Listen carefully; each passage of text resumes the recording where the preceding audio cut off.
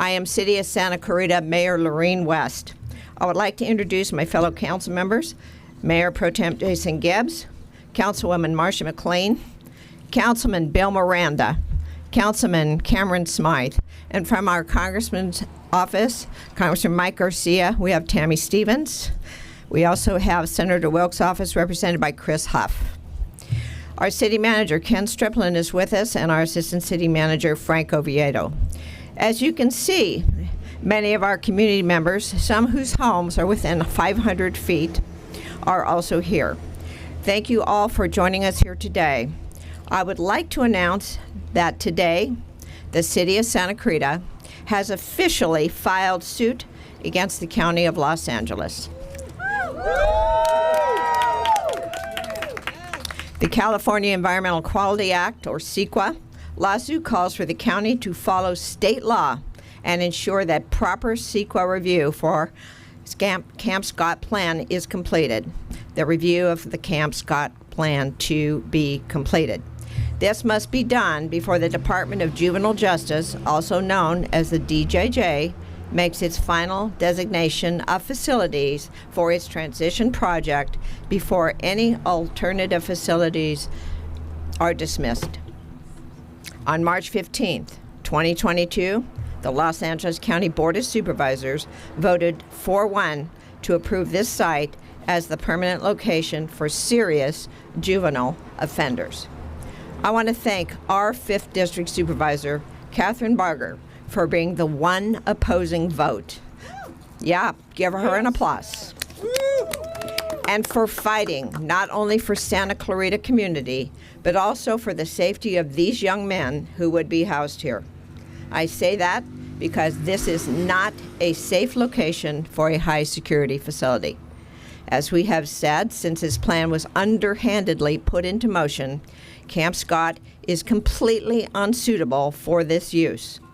You just have to look around us to see the dry brush and hillsides which have burned in the past, and they will burn again. Just up the road is a nearly 100-year-old Bouquet Dam.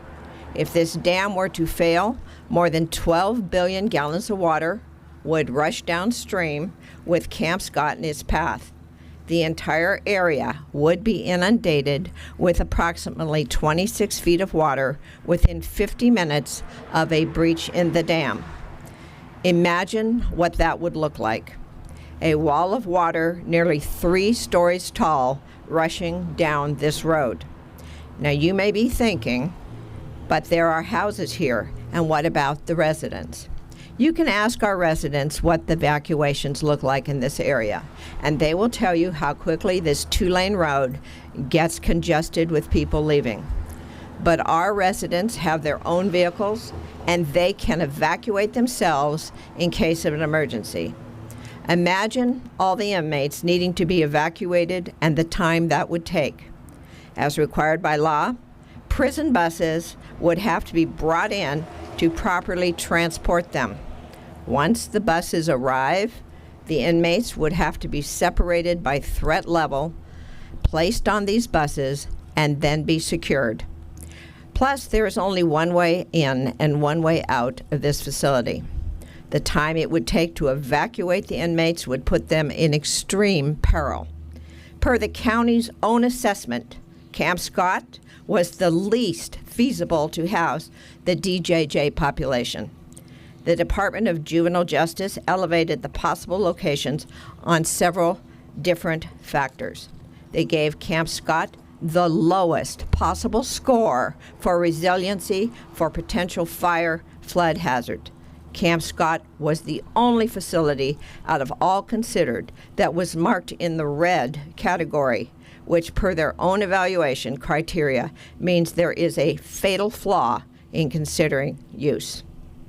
That is how they rank Camp Scott on the only category which considers factors that could result in the loss of life. Furthermore, reports from the county's very own probation department and sheriff's department determined Camp Scott as an unsuitable facility. Yet despite these numerous reports, 4 members of the Board of Supervisors blatantly ignored subject matter experts and approved the use of Camp Scott to incarcerate serious juvenile offenders. The locational hazards identified at this camp raise potentially significant environmental impacts and pose significant physical danger to county probation department personnel and those who would be imprisoned and serving time in an unsafe facility, as well as our residents. These community members who joined us here today would face an extended evacuation period due to the number of inmates that would need to be transported.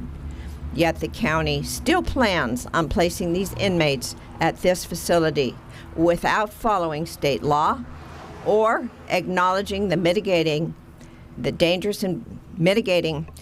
dangerous environmental factors at play here.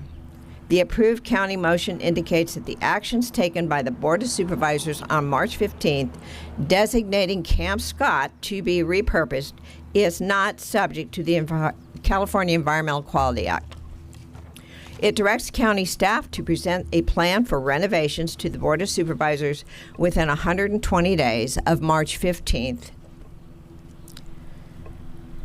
The city remains unwavering and will remain vigilant on the issue, stands firmly that CEQA does apply to the actions taken by the Board of Supervisors, especially given the dangerous environmental factors affecting Camp Scott and the county's unmistakable commitment and formal decision to proceed with repurposing the use of Camp Scott.